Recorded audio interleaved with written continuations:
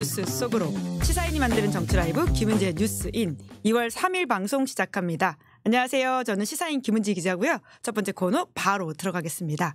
쏟아지는 뉴스에 어떻게 반응해야 될지 알려드리는 시간 뉴스 리액션입니다. 김야아 기자 안녕하세요. 네, 안녕하세요. 네, 새해 복 많이 받으십시오. 신인규 변호사님 안녕하세요. 네, 안녕하세요. 날카로운 평론, 폐부를 찌르는 평론을 지향하는 신인규입니다. 네, 저희 보수의 종말을 일찍이 예언했던 예언가이기도 합니다. 자, 첫 번째 뉴스 키워드 들어가 볼까요? 낯이 운운하는 윤석열. 네, 오늘 권영세 비대위원장을 비롯한 사람들이 윤 대통령 면회를 갔는데 거기서 나온 발언이라고요? 네, MBN 보도에 따르면 윤 대통령이 오늘 접견 자리에서 민주당의 의회 독재가 여전히 우려된다면서 과거 나치도 선거에 의해서 정권을 잡았는데 민주당의 독재가 그런 형태가 되는 게 아닐지 걱정된다. 이런 취지로 말한 것으로 전해졌습니다. 민주당을 독일의 나치 정권에 비유를 한 건데요. 또 나경원 의원이 이후에 전한 이 내용에 따르면 윤 대통령이 계엄을 통해서 민주당이 국정을 마비시킨 행태에 대해 국민들이 알게 되어 다행이라면서 이 계엄을 정당화하는 발언을 하거나 또 당이 하나가 돼서 2030 청년들을 비롯해 희망을 만들어 달라 당부했다 이런 내용을 전했습니다. 사실 윤 대통령이 수감된 이후로 당 지도부가 이렇게 면회에 나서는 건 처음인데요. 내란 우두머리 혐의로 구속 기소가 된 상황에서 국민의힘 지도부로서 이렇게 접견을 가는 게 공당으로서 적절한가 비판이 제기되고 있습니다. 이러한 비판에 대해서 권 원내대표는 어제 기자간담회에서 이렇게 발언을 했는데요. 정치 이전에 인간 대 인간의 관계가 중요하다. 친구가 어려운 상황에 있을 때 위로하고 격려하는 게 인간으로서 당연한 도리다. 이렇게 해명을 했습니다. 그러니까 당 지도부 차원이 아니라 개인적 차원이다라는 건데요. 이를 두고 이제 여권에서도 비판이 이어집니다. 김재섭 의원이 페이스북에 인간적 도리를 왜 이런 방식으로 이제서야 다 하느냐 이렇게 꼬집는가 하면 또 유승민 전 의원도 MBC 라디오 김종배의 시선집중에 나와서 당을 대표하는 사람들인데 개인이 어디 있느냐 윤 대통령 이야기만 실컷 듣고 오는 거라면 위험하다 이렇게 언급을 했습니다. 뿐만 아니라 조선일보도 오늘 사설을 통해서 쓴소리를 날렸는데요. 윤석열 면회 가는 국민의힘 지도부에 대해서 중도층이 어떻게 보겠느냐라고 지적을 했습니다.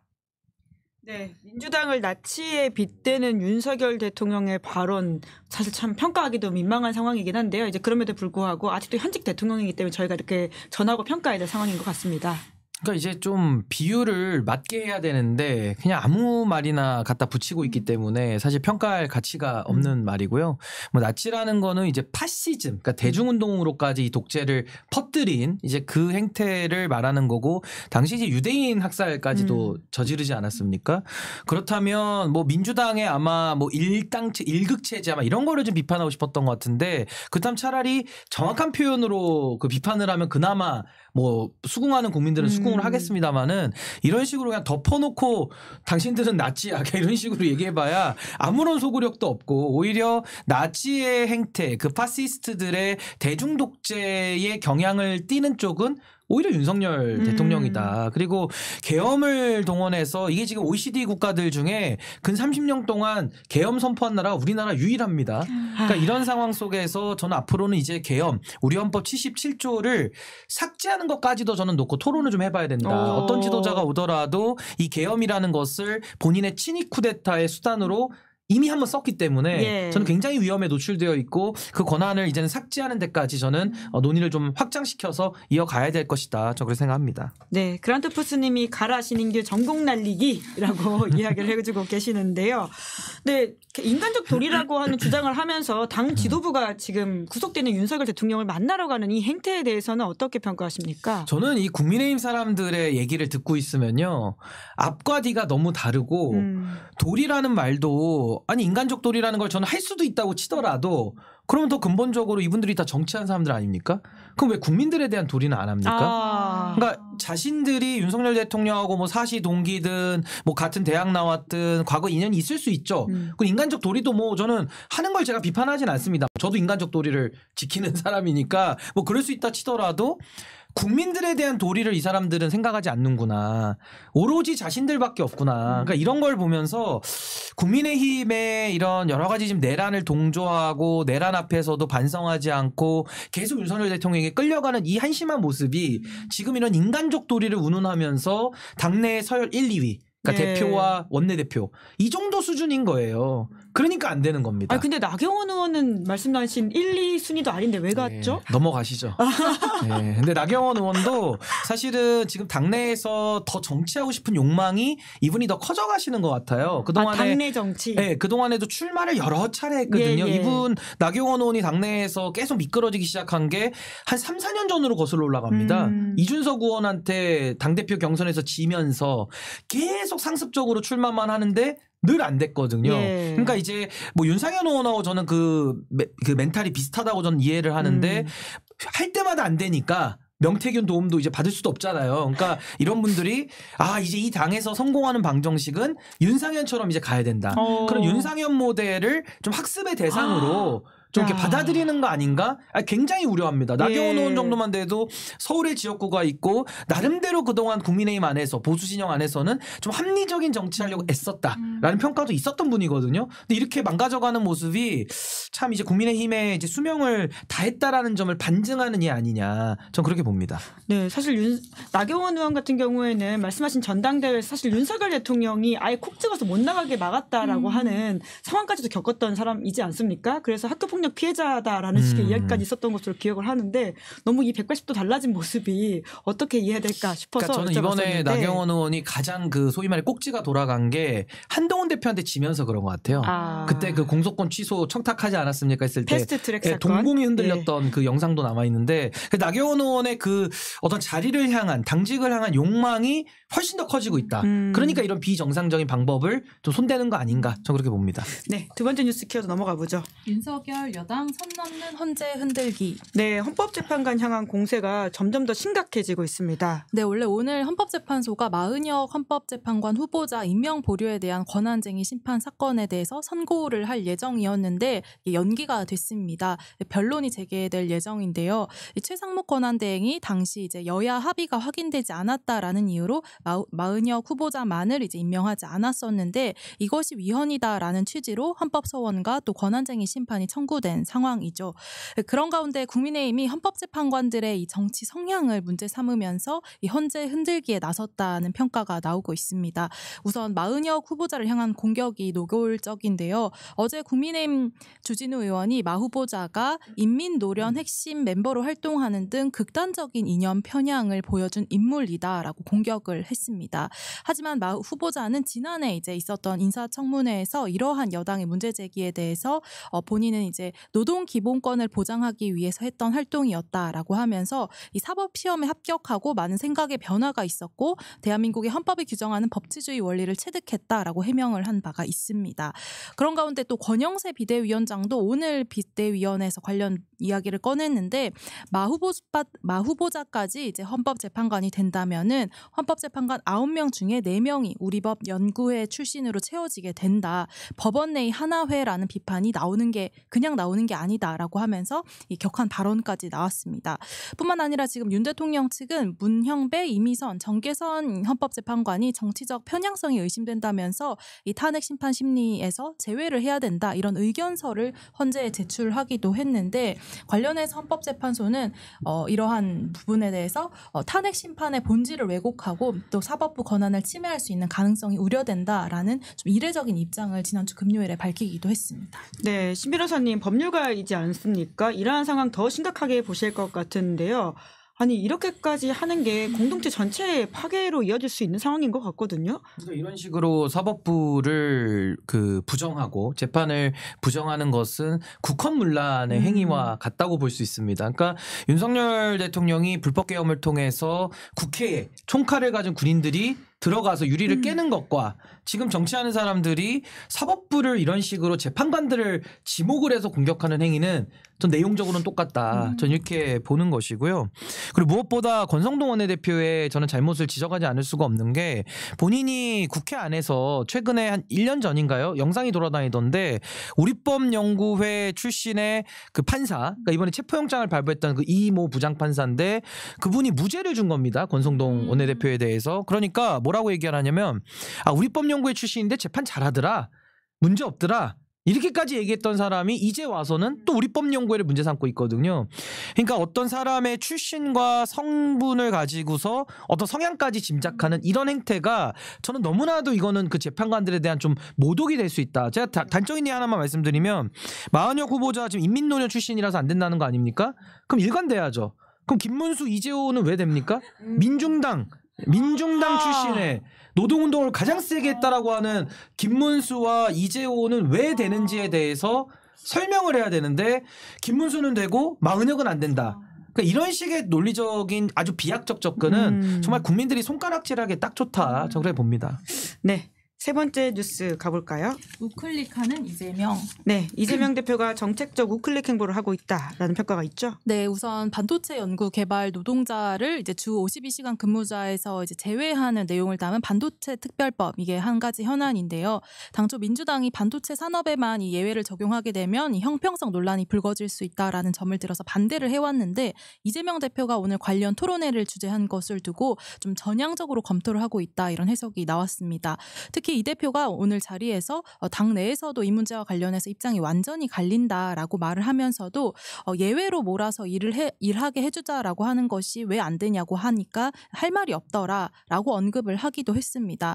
반도체법과 관련해서 사실 이제 양대 노총은 반발을 하고 있는데요. 노동 시간을 늘려야만 생산성이 올라가고 국가 경쟁력이 강화된다라는 건 낙후된 발상이다라고 하면서 사실상 이 경영 실패의 책임을 노동자에게 전가하는 처사다라고 비판을 하고 있습니다. 뿐만 아니라 이 외에도 이재명 대표의 어떤 우클릭으로 이제 해석되는 행보들이 나오고 있는데요. 지난달 31일 이제 공개됐던 영국 주간지 이코노미스트와의 인터뷰에서 이재명 대표는 한미일 협력과 관련해서 이 현재의 지정학적 현실을 고려해서 반대하지 않는다라고 발언을 하기도 했고요. 또 최근에는 이 전국민 25만 원 지원금 정책 포기를 시사하면서 이 추경을 강조하기도 했습니다. 최근 민주당과 이재명 대표의 어떤 지지율이 좀 정체되어 있다, 이런 상황에서 기조가 바뀌었다라는 해석이 나오는데, 이에 대해서 국민의힘 권성동 원내대표는 카멜레온 정치를 하더니 악어의 눈물을 흘렸다라고 비판을 했습니다. 네, 존슨훈 님이 보수의 신속한 종말 신인규님 흥해라, 이렇게 응원을 해주시기도 하셨는데요. 이재명 대표의 최근 행보는 어떻게 평가하십니까? 근데 지금 카멜레온 정치를 하더니 악어의 눈물을 흘렸다라고 비판한 권성동 원내대표는 자기소개하는 겁니까 이거? 카멜레온과 악어는 본인 소개하는 것 같은데 뭐 그건 한번 짚어두고요.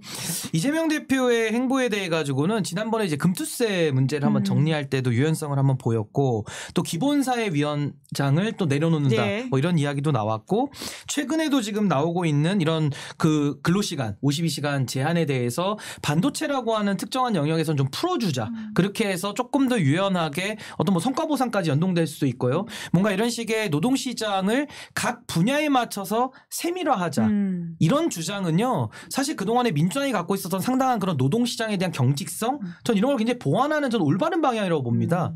그러니까 이런 것을 가지고 이재명 대표 말 바꿨으니까 신뢰가 없어, 뭐 이런 식으로 공격을 하겠지만은, 아니 생각을 바꾸면서 올바른 쪽으로 나아가는 게 정치 아닙니까? 그러니까 저는 정치인한테 비판을 할 때 내가 누구를 대변하는가, 그리고 어떤 사회를 만들고자 하는 그런 청사진, 이 두 가지에 대해서 고집을 꺾지 않는다면 그 가는 길에 있어서 국도를 이용하거나 고속도로를 이용하거나 때로는 걸어가거나 이런 방법론의 차이에 대해서는 전 유연성을 발휘해야 된다고 보거든요. 그러니까 이런 식으로 이재명 대표가 본인이 대변하는 사람들, 또 본인이 그리고자 하는 어떤 이상적 사회의 모습, 이것만 저는 뭐 변함이 없다라고 하면요, 전 이런 식으로 근로자에 대한 이 노동시장에 대한 상당한 이런 유연성은 전 매우 찬성합니다. 이런 정책적인 변화가 저는 굉장히 좋다고 저는 평가를 하고요. 최근에 이재명 대표가 기자회견을 통해서 회복과 성장이라는 담론을 가지고 왔습니다. 이거는 보수들이 좋아하는 내용이거든요. 저는 최근에 민주당에 대해서 제가 조언을 한 게 뭐냐면은 어줍지 않게 중도 확장을 하려고 하지 말아라. 중도 확장이 아니라 민주당이 지금 해야 될 일은 보수 확장이다라는 얘기를 제가 늘 해왔거든요. 그러니까 보수 확장이라는 것이 지금 보수가 종말 상태고 내란을 통해 가지고 완전히 스텝이 꼬여 있고 자기들끼리 주도권 다툼하고 있을 때 오히려 이재명 대표가 민주당의 깃발 들고 과감하게 정면 돌파하면서 저는 보수 확장을 할 때 회복과 성장 담론을 가지고 구체화할 때 저는 오히려 보수에서 지지가 온다고 봅니다. 그래서 저는 좀 더 자신감 있는 행보를 하는 것이 뭐 말 바꾸니까 아무것도 못하고 그럼 정치 못하죠. 전 좀 더 유연은 하되 조금 더 이런 정면 돌파하는 좀 과감한 정책을 저는 해주기를 저는 개인적으로는 그런 거를 하는 것이 맞다. 저는 그렇게 봅니다. 네, 요새 민주당 관련해서는 좀 지지율이 정체된 게 아니냐 이런 지적이 나온다고 아까도 좀 소개를 드렸는데요. 그러면 왜 이런 상황이 생겼다라고 분석하십니까? 왜 그러냐면요. 이건 단적인 예로 가장 대선과 유사한 선거가 총선에서 비례대표 정당 뽑는 거거든요. 지난 총선 때 비례대표 득표율을 보면요. 민주당과 조국혁신당 더하면 1,400만여 표, 그러니까 1,400만 표가 나왔고 국민의 미래와 개혁신당 더하면요. 1,100만 표, 그러니까 300만 표 차이가 납니다. 근데 그때 이후로 내란이 있었고 여기까지 흘러왔거든요. 명태균 이슈 넘어서. 그동안에 민주당과 국민의힘을 그냥 놓고 누가 더 잘했나 못했나를 그냥 평면적으로 나열해 보면요. 그 300만 표 언저리에 있든지 조금 더 벌어졌든지 할 겁니다. 근데 지금 왜 이런 현상이 나오느냐. 많은 국민들과 민주당이나 야권에서 좀 정신을 차리고 정치하는 사람들은 지금 내란 진압하느라고 정신이 없어요. 이 지금 친이 쿠데타 윤석열이 뿌려놓은 내란의 잔재들 때문에 한 걸음도 앞으로 못 나가고 있거든요. 근데 여기서 누군가는 조기 대선을 말하고 미래 권력을 논하고 있습니다. 예를 들면 이준석 의원 내지는 홍준표 시장 아니면 국민의힘의 주자들. 이 사람들은 지금 미래 권력을 논하고 있기 때문에 내란 진압과 미래 권력에 대한 상당한 혼재가 지금 있는 이런 상황이라 지지율 착시, 지지율 바이어스가 껴있는 겁니다. 근데 이건 어디서 정리되냐면요. 딱 파면 결정이 나고 대선 국면으로 가잖아요. 그때부터는 민주당도 대선을 얘기할 겁니다. 미래 비전을 얘기할 겁니다. 그때부터는 저는 국면이 바뀌면서 지금 이런 일시적인 혼란이 전 바로 정리된다. 그래서 저는 뭐 야권을 지지하시는 분들은 제 얘기를 들으시면서 안심을 좀 하셔도 저는 될 거라고 보고요. 지금은 내란 진압에만 올인해야 된다. 게다가 보수는요. 이번에 제가 좀 예언을 하자면은 단일 후보 내기 매우 어렵습니다. 단일 후보 내기가. 각자 도생할 것이다. 주도권 다툼하다가 자멸할 겁니다. 주도권 정말 다툼하다가. 저자로서 이 영화도 찍잖아요. 뭐 다들 영화 한 편씩 찍고 해가지고. 그 이야기 좀 이따 저희 해야 됩니다. 뭐 다른 후보라고 못 찍을 거 있습니까? 그래가지고 저는 이 주도권 다툼하다가 아마 보수가 스스로 제 발에 자기가 스스로 넘어지는 이런 과정까지도 이제 앞으로 펼쳐질 거기 때문에 지금 일시적인 그 내란 진압 국면에서 미래 권력을 끌고 들어오는 약간의 그 분탕스러운 미꾸라지들에 의해 가지고 지지율 착시가 일어나는 거에 너무 일희일비할 필요는 없다. 저는 그렇게 봅니다. 네, 그 이야기 빨리 해야 되니까 그럼 네 번째 뉴스도 짧게 다루고 넘어가 보죠. 네, 경찰 경호차장 비화폰 압수. 네, 경찰이 오늘 경호처 사무실에 대해 압수수색 시도하고 있습니다. 네, 지난 31일에 김성훈 대통령 경호처 차장과 또 이광우 경호본부장에 대한 경찰의 구속영장 신청을 검찰이 또 반려를 했습니다. 보안 수사를 요구한 것으로 알려지는데요. 그런 가운데 오늘 또 경찰의 특수단이 김성훈 차장과 이광우 본부장을 대상으로 경호처 사무실을 압수수색하기 위해 시도를 하고 있다라고 밝혔습니다. 앞서서 이제 경호처가 이 압수수색 시도에 대해서 4차례 이제 불응을 한 이력이 있기 때문에 상황을 좀 더 지켜봐야 될 것 같기는 한데 또 조금 전 나온 소식에 따르면 이 두 사람의 주거지에서 업무용과 개인용 휴대전화를 모두 압수해서 확보했다 이런 소식이 나왔습니다. 특히 이제 김성호 차장의 경우에는 비상계엄 이후에 비아폰 서버 기록을 삭제하는 등의 이 증거인멸을 시도한 혐의를 받고 있기도 합니다. 네, 폰은 압수수색했는데 인신구속이 아직 안 되고 있는 상황이에요. 검찰이 왜 자꾸 이런다고 보십니까? 저는 이거 짧게 얘기하면 검찰은 김성훈 경호 현재 차장이고 직무대리일 텐데 이 경호처 차장을 구속을 안 시킴으로써 전 김건희 수사에 대한 전 대응을 하고 있다고 봅니다. 결국 김건희 이슈가 불거지면요. 검찰에서도 지금까지 도이치모터스 뇌물수수 다 덮어준 쪽이 검찰 라인이에요. 그러니까 이분들이 같이 죽는다고 지금 생각을 하기 때문에 오히려 김성훈 차장은 풀어줌으로써 경호 업무에 전담하게 하고 김건희에 대한 수사를 미연에 막기 위한 검찰의 포석 아닌가. 전 그 방법 외에 그 논리 외에는 지금 검찰의 행동이 전 이해가 되진 않습니다. 댓글창에도 비아폰 압수보다는 서버를 봐야 되는 게 더 중요하다 이런 지적을 해주시는 분들이 많습니다. 자, 신인계 원샷 원킬러 얼른 넘어가 볼까요? 많은 댓글창에서도 어제 이준석 대표와 관련돼 있는 이야기가 궁금하다고 하시는 분들이 계시거든요. 오늘 한번 좀 홍대로 가보겠습니다. 예, 어제 홍대 젊음의 거리죠. 예, 홍대로 가보면 이준석 의원이 이제 홍대 젊음의 거리에서 대선에 관한 출사표를 던지고 있습니다. 근데 아직 대선이 열리지 않았잖아요. 그렇기 때문에 언론에서도 사실상 출마 선언이다. 대선 출마 선언이다. 이렇게 보도를 하고 있는데 우선은 이준석 의원이 그래도 상대적으로 젊은 편이긴 한데 그래도 나이가 이제 40이 됐으니까 대선 나가는 거잖아요. 40살이면은 이제 젊음의 거리랑도 이게 뭐 이렇게 이미지적으로 딱 맞아 떨어지진 않아요. 이제는 좀 나름의 성숙함도 이제는 좀 보일 때는 된 것 같고 무엇보다도 그런 차원에서 대선이 열리지도 않았는데 대선 나가겠다고 하니까 일부 국민들 보시기에는 좀 불편하실 수 있을 것 같아요. 그래서 왜 이렇게 조급하게 아까도 제가 설명드렸다시피 지금 내란을 진압해야 될 텐데 국회 계엄 해제하러 담도 안 넘고 시끄러 임마 욕하는 것도 영상 나오고 그러니까 국민들 보기에는 내란 진압에 관심이 없구나. 오로지 조기 대선을 통해서 본인의 정치에만 관심이 있구나. 그러니까 사리사욕 정치라는 그 비판을 피하기가 어려울 것 같고 또 하나는 이제 무책임인데 지금 당내가 어둡지 않습니까? 지금 개혁신당 가처분하고 있어요. 예. 근데 이런 상황에서 집안 단돌이도 제대로 못하는 당의 최대 대주주가 나라를 운영하고 국민을 통합하겠다? 이걸 누가 받아들일 수 있겠습니까? 그리고 당내에서 그런 가처분까지 있는데 그 갈등을 해결하고자 하는 노력은 안 하잖아요. 힘으로 누르려고만 하고 있다 보니까 이런 식의 조급함과 무책임에 대해서 저는 별로 이렇게 국민들이 과거처럼 기대를 모아주기는 매우 어려운 국면이다. 저는 그렇게 봅니다. 왜 조급하다고 보세요? 우선은 당내 내홍에 대한 시선 돌리기도 하나 있을 거고요. 또 하나는 이제 명태균 이슈에 대해서 이제 수사가 들어오면 굉장히 좀 불편할 수 있기 때문에 오히려 조기 대선 선언을 통해 가지고 오히려 수사를 막는 이런 식의 자기 방어형 출마 아니냐 이런 생각도 들고 앞으로는 이준석 의원이 정치를 오래 해야 되잖아요. 그러니까 좀 더 본인의 또래 중에서는 내가 가장 앞서간다라는 거를 좀 미리 보여주기 위해서 전 대선 출마에 굉장히 좀 서두르고 있다. 근데 좋은 평가받기 매우 어렵다고 봅니다. 네, 아까도 각자 도생 보수 후보들이 할 것이다라는 취지의 말씀을 해주셨는데요. 어제도 단일화 관련된 질문이 나왔거든요. 여기에 대해서 이준석 의원은 저와 비슷한 지향점을 가진 사람을 발견하지 못했다. 간다면 끝까지 간다. 이렇게 이야기했다고 하는데 단일화 안 할 거라고 보십니까? 블러핑이죠. 큰 소리 뻥뻥 치는 건데 아니 대선에서 완주할 거면요. 아니 저는 한번 두고 보시죠. 어떻게 하는지. 그러니까 완주를 하면 되는데 아마 많은 국민들이 우려를 갖는 것이 총선 때는 제3의 길 가겠다면서 뭐 보수 진보도 아니다 이러면서 이낙연 대표랑 손도 잡았지 않습니까? 그랬던 적이 있네요. 근데 이제 와서는 또 보수로 무슨 고향 찾아가는 연어 같은 거예요. 연어. 다시 고향 찾아가지고 알라러 가는 이런 거랑 이제 비슷한 거거든요. 그걸 누가 국민들이 그 진정성을 인정할 수 있겠으며 어제 첫 일성이 그겁니다.